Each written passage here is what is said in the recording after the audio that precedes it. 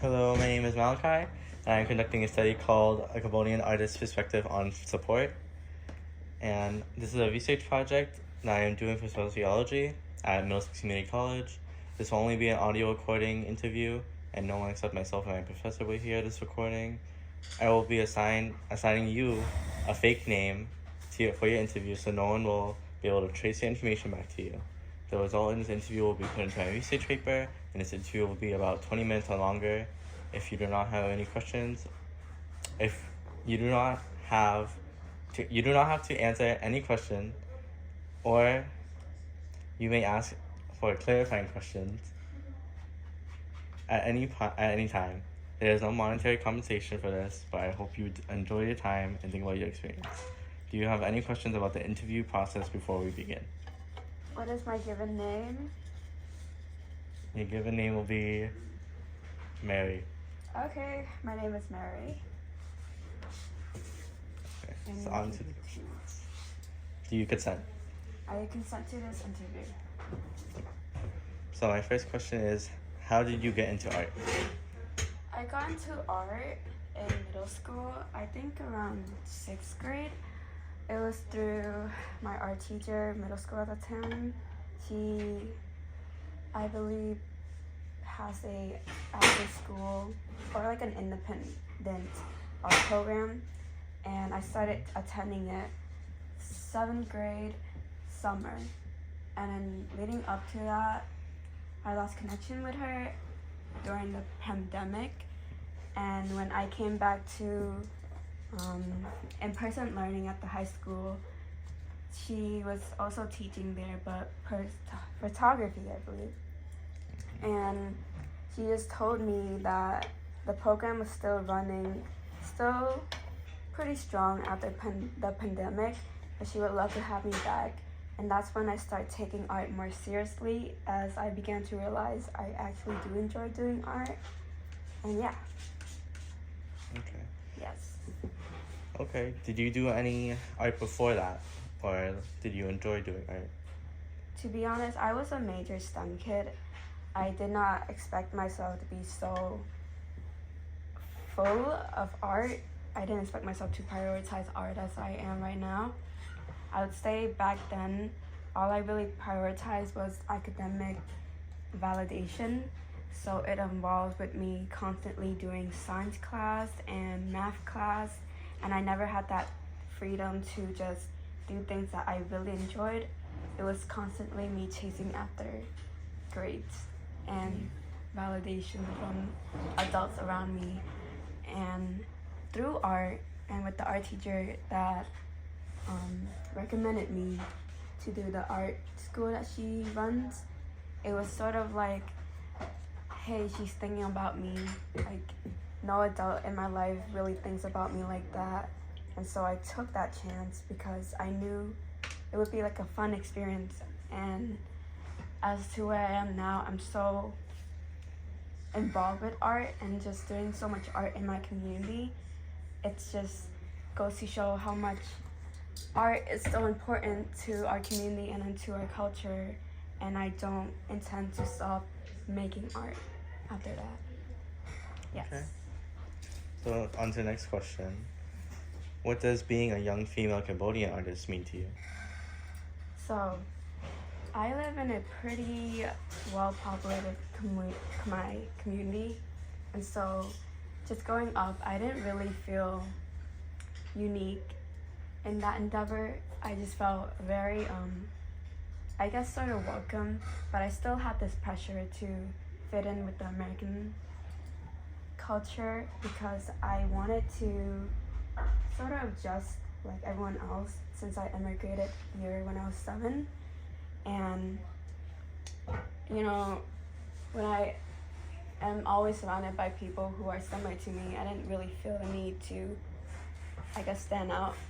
And so by being an artist, a Cambodian artist, I realized that as I grow up, the art practice that Cambodians do, like the cultural dances that we do, or just art culture in general, it's very close to extinction because of the genocide. And there's just so much trauma that carries with being an artist or just like an identity, because the genocide wiped out a lot of the technical classes. And so when I tell my family, oh, I want to be an artist, they automatically sort of have this PTSD response, because artists were very targeted during the genocide. And I just feel like I carry a lot of burden that my family go through, because I know that if I were to do what I am now during their time period, I would have been gone, you know? I wouldn't have survived. And so I carry that strong burden on my shoulder, but it's also very liberating to me, because I'm homaging what was lost, and I'm still trying to sort of bring back those practices back and still honor them, just being this young girl who's still researching or just finding her way through her culture and through her family. Good answer. No follow-ups to that. But to the next question, what do you feel are your greatest success and challenges with being a Cambodian artist? I'll say my greatest is the generational trauma. It's so unavoidable, because the way I see it is that back at home, my family are refugees, and we ran away from destruction, and the only thing that we have for our luggage was just trauma, and just we tried our best to gather what was left of us that we honored in Cambodia. And so when we came here, we just internalized everything, like the destruction around us, and we go down this sort of domino path of self-destruction. And I just feel like I'm constantly seeing my family self-sabotage themselves. And so for me as an artist, I'm trying to diverge from that path and create things that are important to me. And it's very rare for immigrants to follow their passion. That's what I noticed. And just for me, following my passion alone, and just how far I came right now, my family are very impressed. And I feel like that's just one of the ways I started overcoming the challenges of being a Khmer artist. And yeah. And what do you feel is your greatest success with being an artist? Great success is how much I did to I do for my community.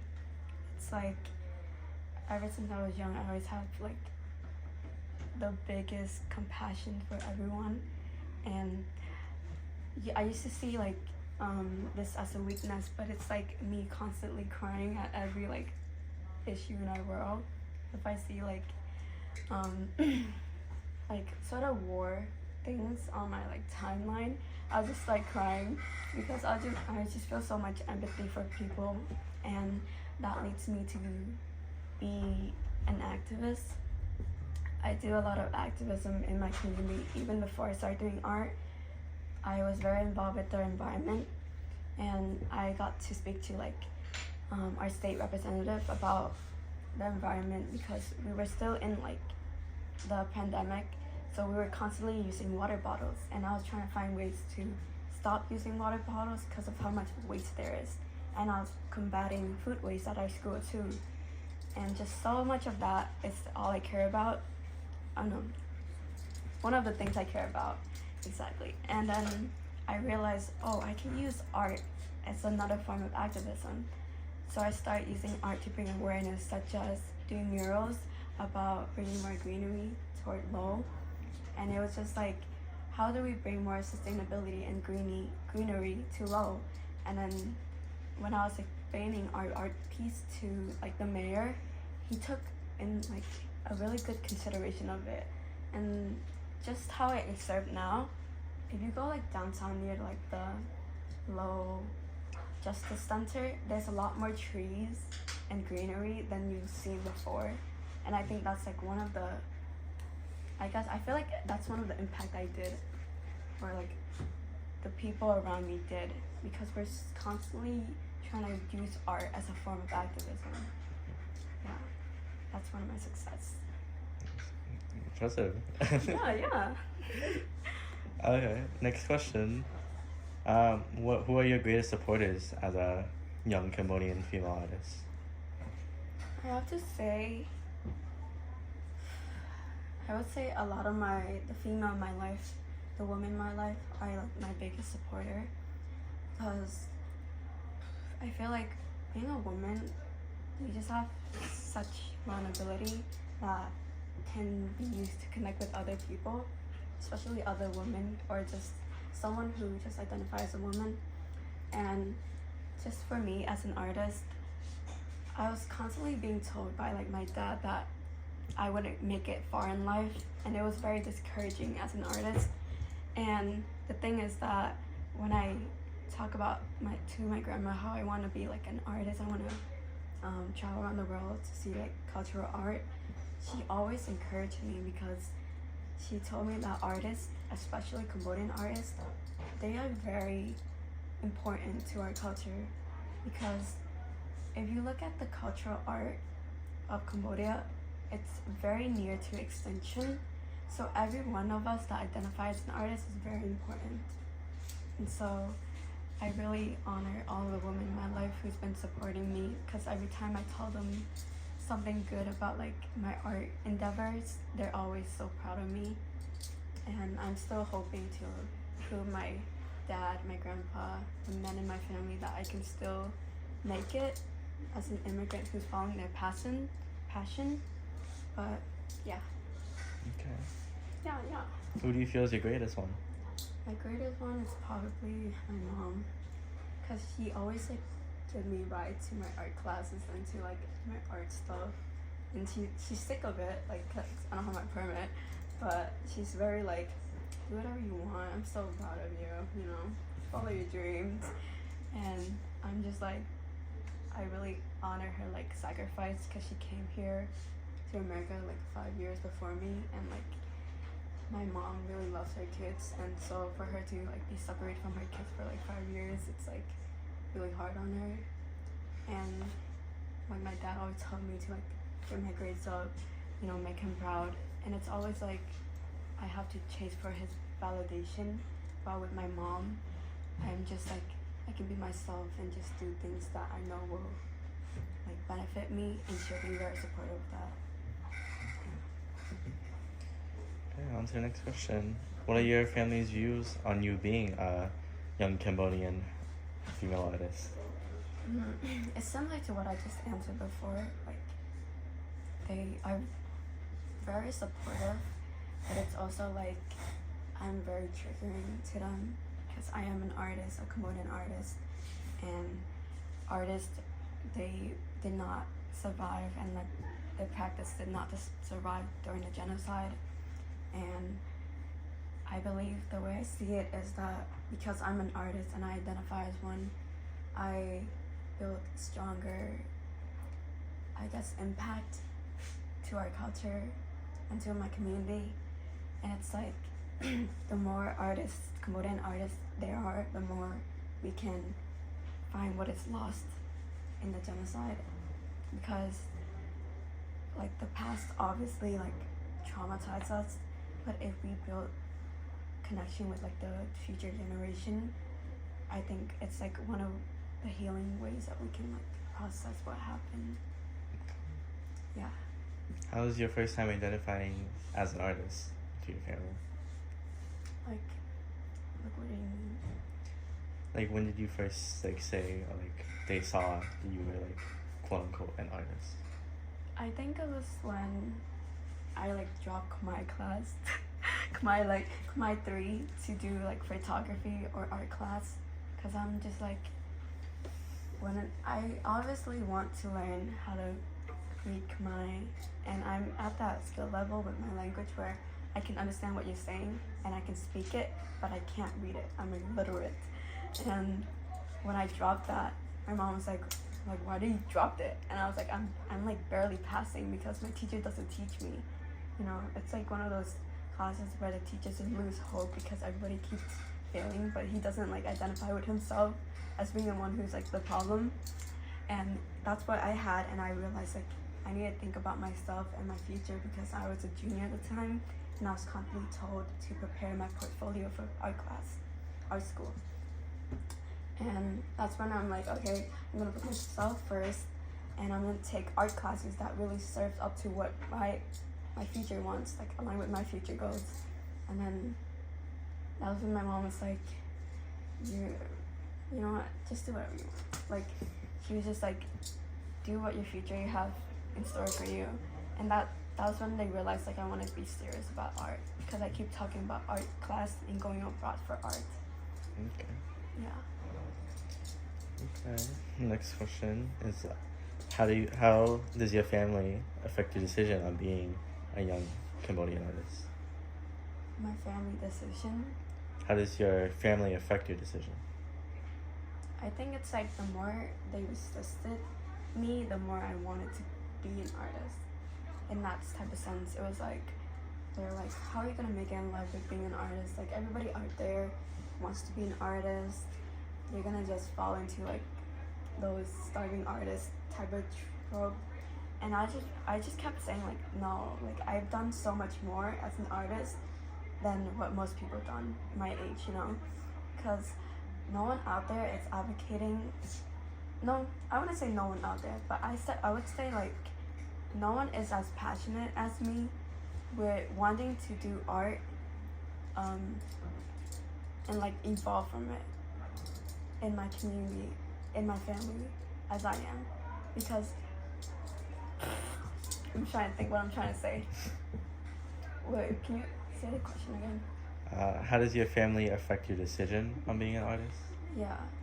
So the more they want me to not be an artist, the more I'm like, I'm gonna do what I want.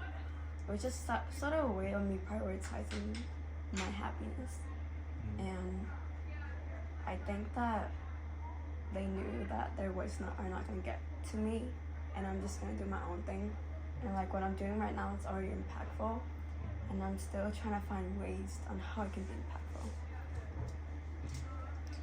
So from your story, who mostly stated these negative comments, or like who mostly told them to you? It's probably my dad.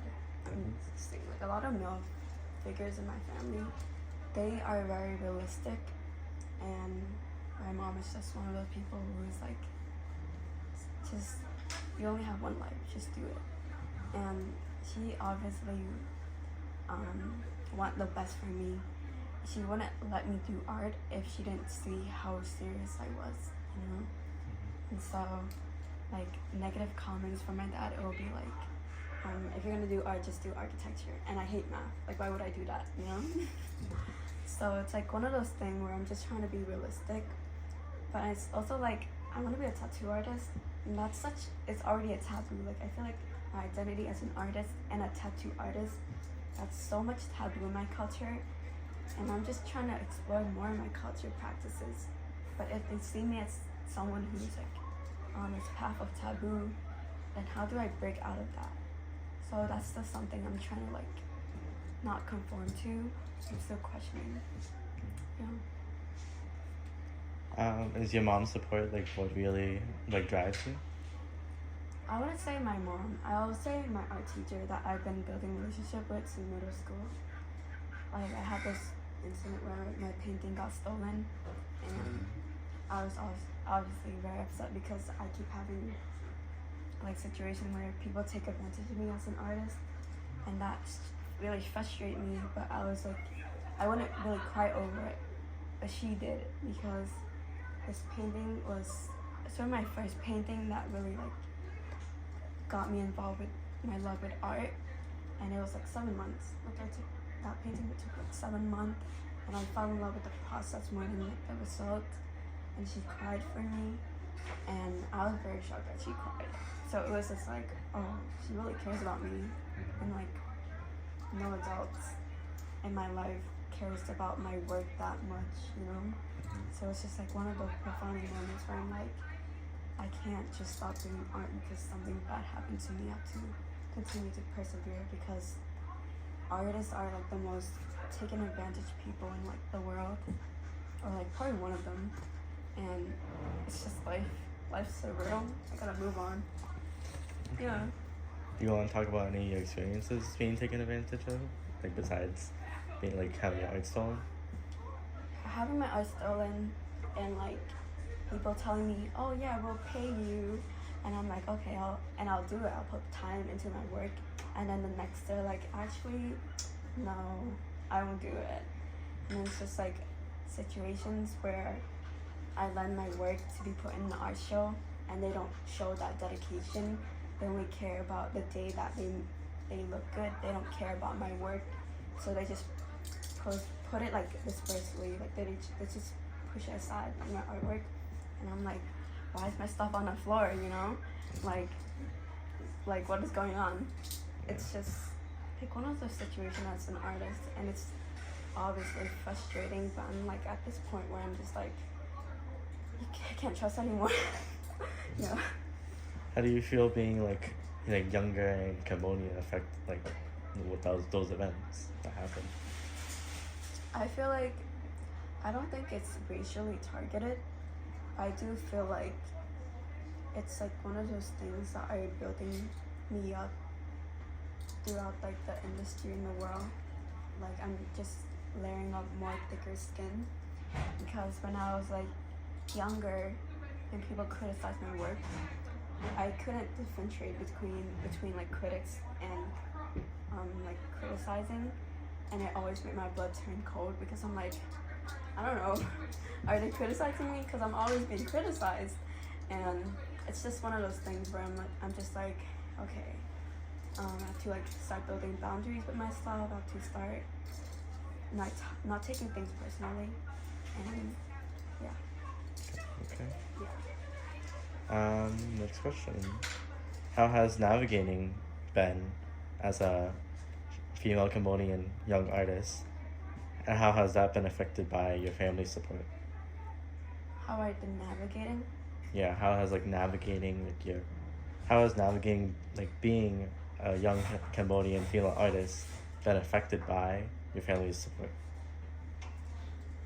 I would say, in terms of navigation, I would say that the decision for me to like continue art after high school, they're very, I guess, icky, because I'm like, I want to go here for art school, and my family, because we emigrated here, you know, so we're so close-knit, and it's close-knit community, and they don't understand why I would want to be far away. And I feel like it's one of those things where like generational trauma, it like makes us very close-knit, because we feel like no one understands us outside our family. And through that, for me to say, oh, I want to leave, I want to like explore, they think that I'm like betraying them. And obviously, like my identity itself, it's already very impactful with what they've been through. And for me to leave outside their comfort zone, it's very triggering for them.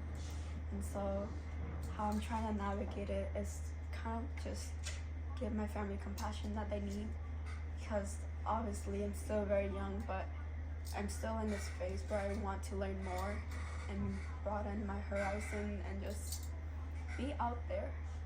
And I don't expect them to like understand it, and I'm just in that phase of like building thicker skin, and so I understand, you know, I'm just prioritize me like I always have been, and I just hope that they respect me through it.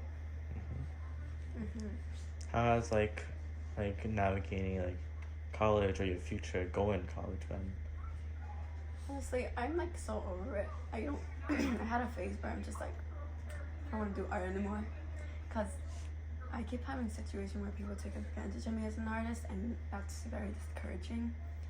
And college, they ask you for like 15 portfolios, and because my stuff keep getting stolen and like people don't treat it, it's like not quality that I want it to represent like my identity as an artist to like these big corporate colleges. And colleges, they see like people as like business, and so if I'm like doing them like these very rushed pieces that I'm trying to fit in before deadlines, it doesn't represent who I am as an artist. And so that's like something I'm trying to navigate because I'm trying to put time in everything, but it's hard when I'm balancing work, school, art classes, internships. Like I'm just so stressed out. Yeah, so just trying to get through it.